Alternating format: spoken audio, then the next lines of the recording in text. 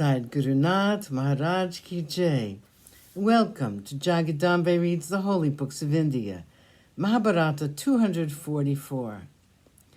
As you may remember, Ashwatthama was letting Duryodhana have it.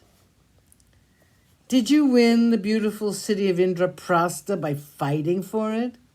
Did you make Yudhishthira and his powerful brothers your slaves by making them captives in war?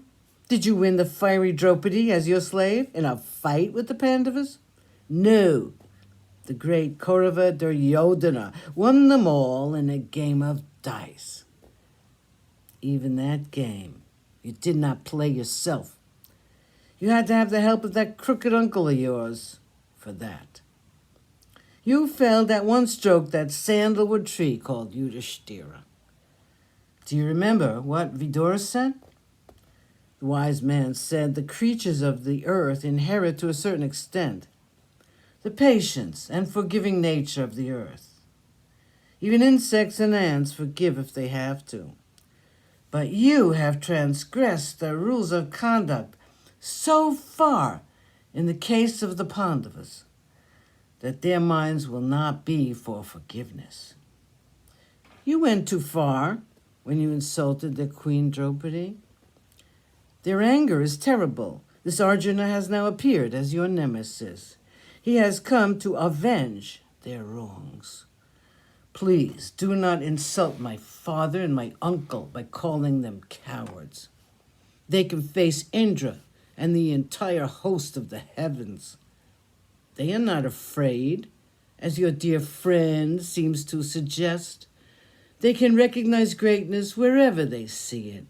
They admire Arjuna because he deserves their admiration. They talk disparagingly of Radeya since they know that he's nothing in front of Arjuna. I will say it too.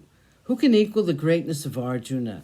He's the greatest of all heroes because of his skill and his noble nature and his chivalry.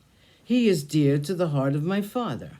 I do not see anything wrong in giving praise ungrudgingly where it is due. Your dear Radeya has always been jealous of Arjuna.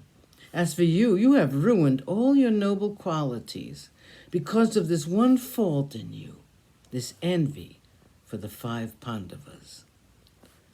Let everyone fight. I have decided not to fight. If Virata comes to fight, then I'll help you. But I will not assist this Radeya in his fight against Arjuna. Arjuna is as dear to me as he is to my father. Ashwatthama threw down his bow and arrows and sat down silent in his car. Chapter 18, Duryodhana's Heartbreak. Bhishma intervened. He said, "What Drona says is true. I think Krupa's words are also right. The great Ashwatthama spoke only the truth when he explained the feelings which prompted the Brahmins to speak those words. They should not be insulted as they have been by Radeya. Duryodhana, consider the circumstances. You do not think of them at all. In your love for your friend, you allow this to happen. You must not allow this dissension to take place. There must not be dissension in the army. You must pacify these great men. You must not allow our heroes to fight among themselves." Bhishma looked at Ashwatthama and said, "You must not be offended by these words of Radeya. He spoke those words since he wanted the troops to be encouraged.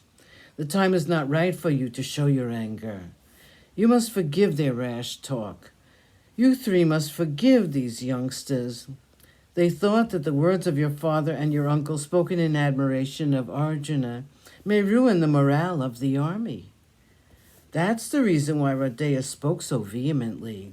Please be good enough to forget these things and concentrate on the immediate danger.